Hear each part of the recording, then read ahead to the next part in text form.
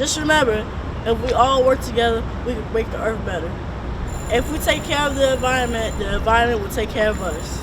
Peace.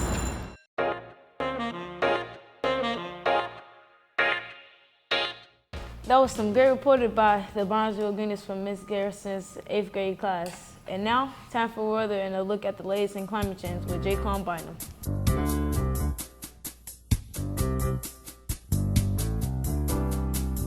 What's all the fuss about climate change? Well, it's not as complicated as it seems. The Earth's climate is getting warmer. Why is that important? The weather changes all the time, from colder to warmer, right? That's true, but weather and climate are two different things. Weather changes all the time, day to day, hour to hour, even minute to minute. Climate, however, is measured over hundreds, thousands, and even millions of years. What makes global warming dangerous is that it is happening so fast that many life forms, including humans, do not have time to adapt. Rapid climate change is causing stronger and more frequent storms, prolonged droughts, and wildfires, and a host of other concerns. Be sure to take the time to study the issue and the latest scientific findings. At the very least, remember these two key facts. The first fact is that weather is measured day to day, but climate is the average temperatures measured over many years, decades, and centuries. The second fact is that human activities that pump greenhouse gases into the atmosphere are the main causes of rapid climate change we see today. Bottom line, if we take care of the environment will take care of us. This is Jaquan Bynum reporting from the Weather Center.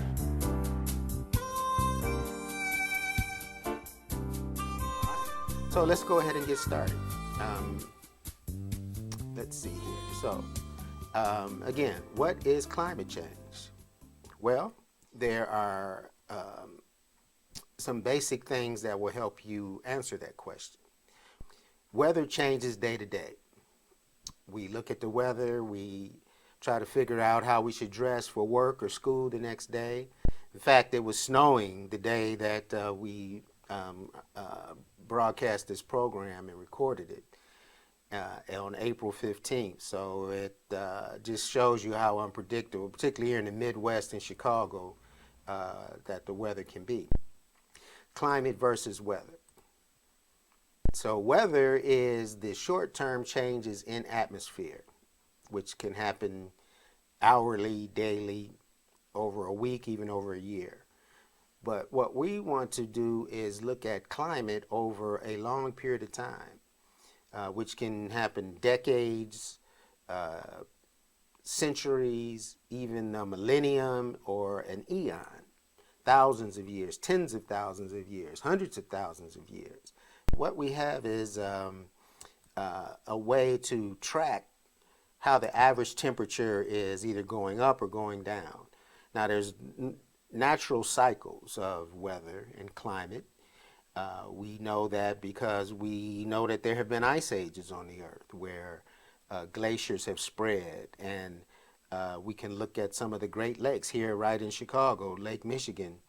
And the Great Lakes were carved by glaciers, the ice spreading over the land and then over thousands of years, eventually receding, and the features that were gouged out by the ice become lakes and other natural phenomena.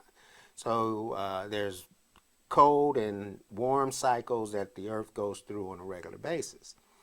But in this situation, we are seeing a warming of the climate, and we can clearly begin to determine that it is being driven by human activity. Now, climate is a complex system. It's not just one thing. It's not determining whether the sun is shining or whether it's raining or whatever. There are many factors that go into determining what the climate is in a particular region. Just like any delicate system, if you have a very sophisticated computer program and you start tinkering with the code, just a couple of lines of code in the wrong place can throw off the whole system. That's what a virus is, based on a computer virus. You know, it can go in and start adding code in places where it's not supposed to be and throw off the whole system. Do all kinds of crazy things. Well, weather and climate is a similar kind of situation. So where is this influence coming from? I mean, we can see that it's happening, and it can be traced back to a specific time in history. When we go back about 300-400 years, we can see that when people began to move from the countryside and start spending more time in towns and cities, rudimentary manufacturing began to develop. We can see where developments in history can bring some good things, but they can also bring some bad things. And this idea of how to fuel and energize the Industrial Revolution and continue increase of industry is at the heart of the climate crisis that we're facing now. As you can see by all these smokestacks, even back then, CO2, carbon dioxide, which is the waste product of a lot of the fossil fuels that are used now for industry and in our cars and other ways, is causing CO2 to increase in the atmosphere. But when that system is tipped out of balance and the CO2 increases too much, it's like putting on a heavier and heavier blanket. All of this, of course, comes down to data. This is what's important. We can kind of feel the changes in temperature over time and kind of through anecdote and our own experience say, okay, it's getting warmer or hotter. But scientists, of course, are motivated by data. There has to be some record to study in order to determine, is this an actual phenomenon, or is this just our imagination, or is this attributed to something else? Well, this famous graph here, the gentleman who developed it began to see this pattern of the weather over time, starting in the year 1000 all the way up to today. So that's a 1 millennium from there to there.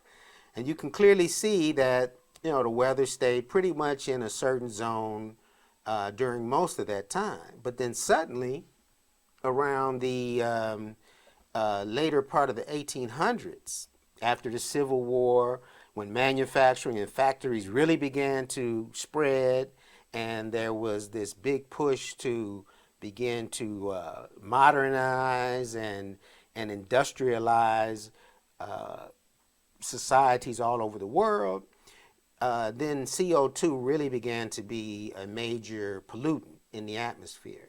And this graph clearly shows. So that was data. And there's plenty of other supporting data. There's many books and other resources you can go to see that backs up this graph.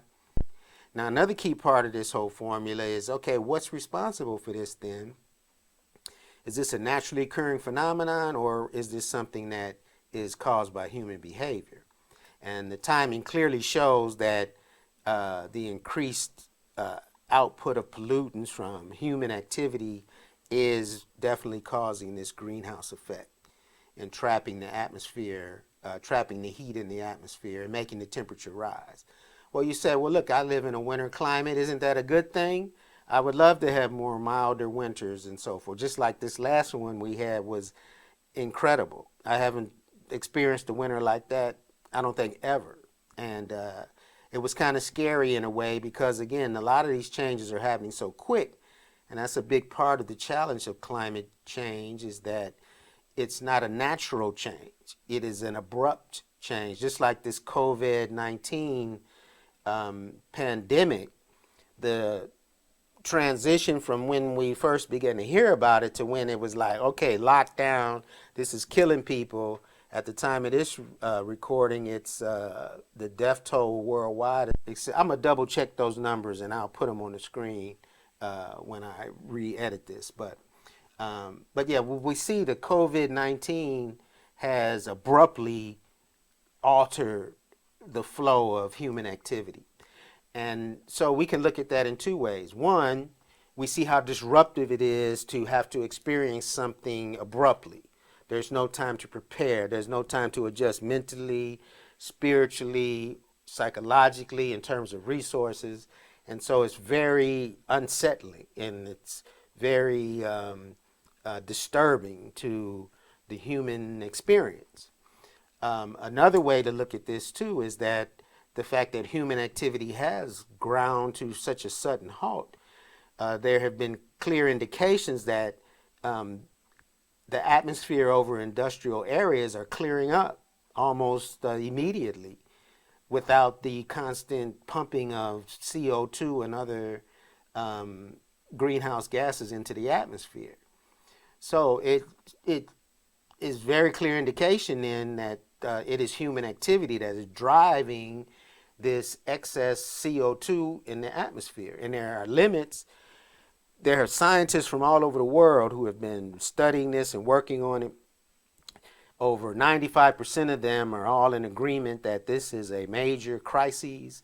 And so this consensus is that humans are largely responsible for the increase in greenhouse gases. And the increase is causing rapid and abrupt changes that is making the earth vulnerable to climate disasters and other health and societal problems. So we see that is, so truth is an important part of this whole climate action situation. And we'll talk more in our next program next week about specific steps you can take and why this is important to us here in Bronzeville and to black people in particular. But one of the main things is to just educate yourself, know the issue and be able to articulate it and to stand up to the deniers. Just like in Nazi Germany, there were many people who denied the Holocaust. Even today you have Holocaust deniers who say that it didn't happen. Hitler didn't kill all those people. Yes, he killed 6 million Jews and another 6 million human beings that were prisoners of war and various other so-called enemies of the state. They had developed a killing industry. You talk about industry. I mean, they took it to an extreme level like never before. And how can anybody deny that human suffering? That is just insane. But there are people who do, and they specialize in it. And they have all this anti-Semitic garbage that they put out, and it's just disgusting. You know, and like Dr. Martin Luther King said, injustice anywhere is a threat to justice everywhere.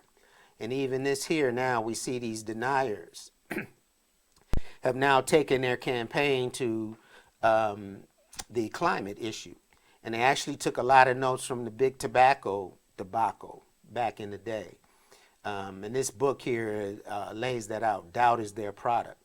And what the industry was basically saying is that the tobacco industry, again, we're using that as an example, the tobacco industry had files and files of records that clearly showed that their product was killing people and that nicotine was addictive. And they hid all of this information.